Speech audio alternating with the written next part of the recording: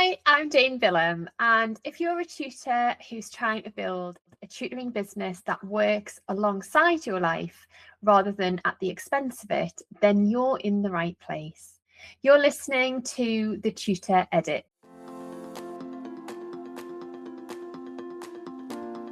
I started tutoring face-to-face in local libraries 12 years ago when my son was a baby. And over that time, it's grown into tutoring international students online. And somehow I now have a team of over 60 tutors who help us to support students worldwide. And each week I share reflections from my own business and also the conversations that I have with tutors every week. Not to tell you what to do, but just to pass on what I've learned through lived experience so that you can make intentional choices about a tutoring business that fits real life. I'm really glad that you're here. Now, I'll be honest, this feels a little strange to record. I've talked about myself out of this so many times, but today is the day. And I'm really glad that you're here. Now, this podcast isn't something that I've started because I need another thing on my to-do list. It's absolutely not the case.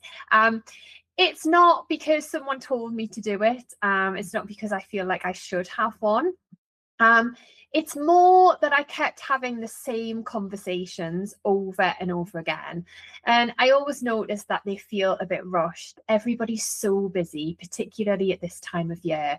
And it felt like we were getting somewhere and then life gets in the way and the conversation never really ends. So this is just a way for me to bring a little bit more space into the room for these conversations. And if you don't know me, my name's Jane Billum. I'm the founder of Vireo Tuition, which is an international tuition business that supports students worldwide. I'm a former senior leader in a secondary school and I'm also a mum. But this isn't about my CV. What matters most is that over the years, tutors have said things to me that I recognise immediately.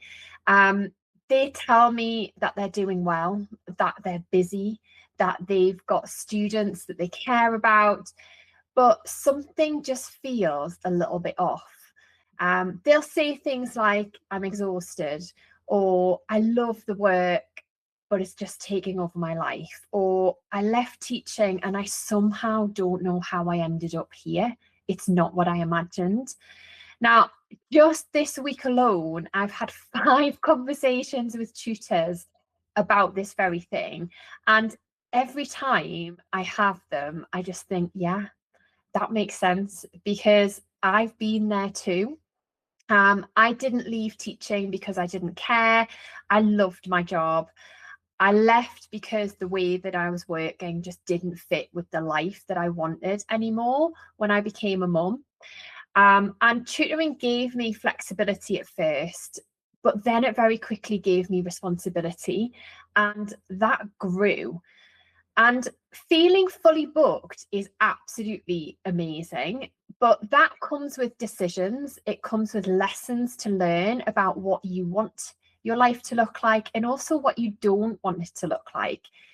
It comes with new pressures. It comes with new versions of what your business looks like. And even now, when my own tuition hours have reduced, I have a team, I have systems. I still have moments where I have to stop and think, hang on a minute, is this how I want to feel?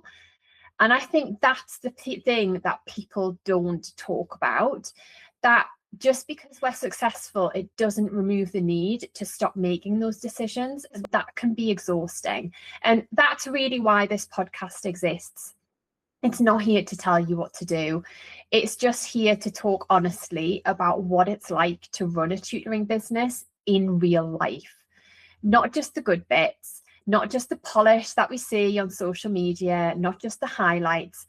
And in some episodes, it will be me sharing what I'm noticing behind the scenes in my own business, conversations that I'm having with other tutors, things that I'm changing, things that I'm questioning, and things that I've learned along the way.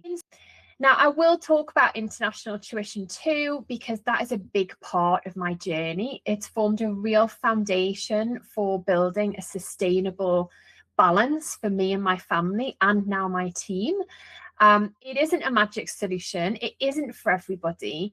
But I just wanted to show what is possible and create a bit of space for us all just to slow down, step out of reaction mode, and just to remember and maybe remind you that we are allowed to build this intentionally to fit the life that we have. And that will look so different for everybody.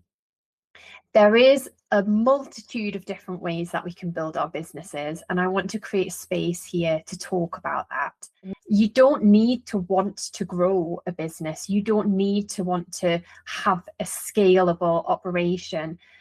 You don't have to be in a position where you want to run your business in a certain way.